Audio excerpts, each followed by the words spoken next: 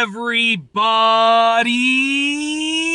I'm here today to show you how to remove a button from jeans.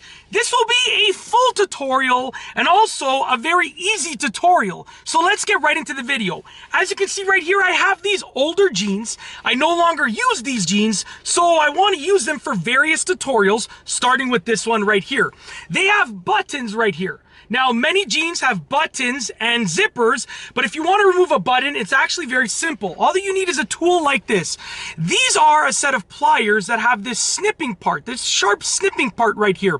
I call these side snips. When I was actually an electrician, an electrical apprentice, I should say, I called these side snips. I don't know what the official name is. They could also be called side cutters. It all depends, but you want a tool like this, okay?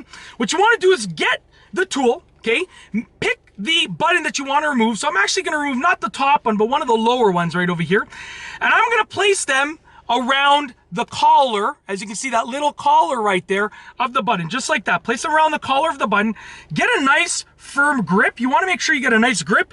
Get your fingers out of the way of where they're snipping, and you want to snip off that button right there. So I'm going to get a good grip. Watch on the camera. Hopefully we can, allow this to not fly anywhere. I'm going to keep it away from my face and snip it off just like that. Little bit of pressure. Now it might take multiple passes depending on how thick the button is. So I'm going to twist the pliers the other way, okay? Just like that. I'm going to squeeze in the other direction, okay? Go back, squeeze in this direction again. Just like that. We're getting there. Release, turn, squeeze. We're almost there. I'm releasing, turning, and squeezing, okay? Moving my hands out of the way each time. We're almost there. We're almost there. Basically, I'm just eating away at the button, slowly but surely, okay? Just like that. So now you can see the button actually turns, which is good. That's a very, very good sign, okay?